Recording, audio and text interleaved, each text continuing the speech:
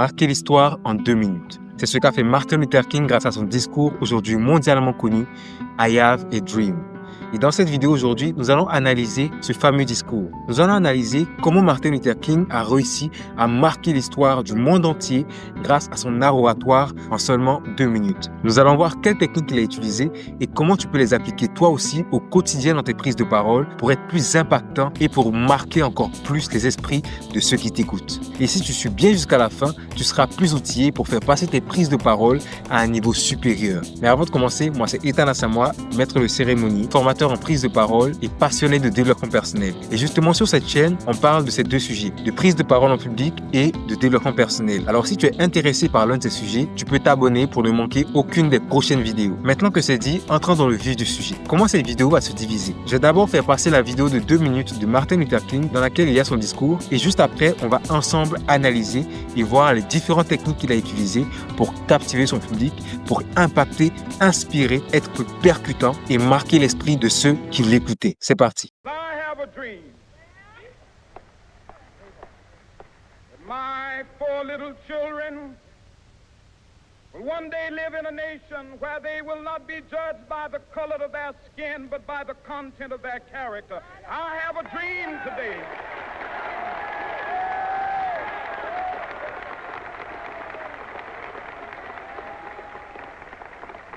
With this faith, we will be able to work together, to pray together, to struggle together, to go to jail together, to stand up for freedom together, knowing that we will be free one day.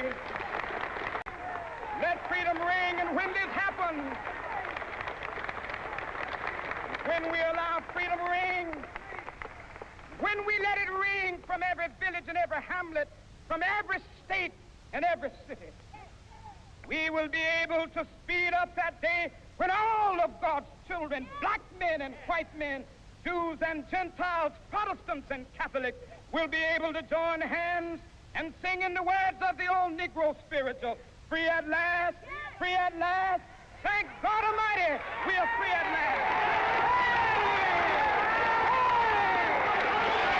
On vient de le voir ensemble, ce discours est très intéressant. Pourquoi? Parce que Martin Luther King utilise ici plusieurs techniques très efficaces d'ailleurs pour réussir à retenir l'attention de son public, mais aussi faire passer les émotions qu'il veut à travers son message, réussir à captiver. On a vu pendant cette prise de parole que certains étaient captivés, subjugués. Certains même, je pense, avaient la chair de poule lorsqu'ils l'écoutaient. Et la première technique que j'ai remarquée et que j'ai voulu faire ressortir à travers cette vidéo, c'est l'anaphore. L'anaphore, c'est quoi? C'est le fait de répéter un mot ou un ensemble de mots dans différentes phrases, comme Martin Luther King l'a fait dans son discours. Il a répété « We will be able », nous serons capables de faire. We will be able to work together, to pray together.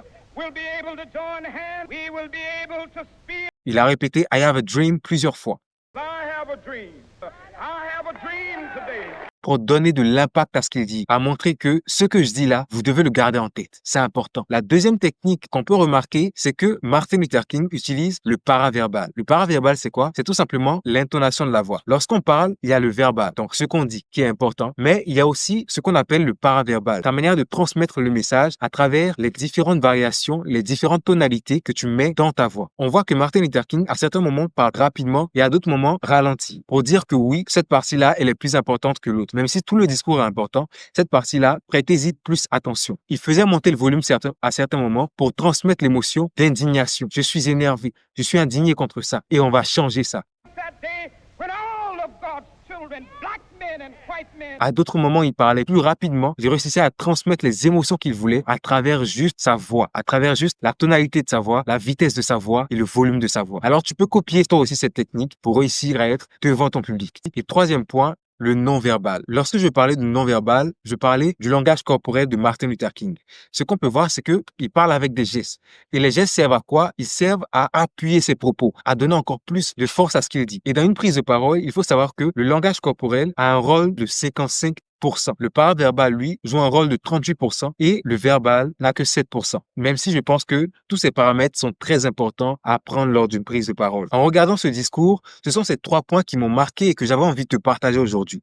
Dis-moi dans les commentaires, quel est le point qui t'a le plus marqué ou des choses que j'ai pas forcément dites mais que toi aussi tu as remarqué. J'ai très hâte de te lire.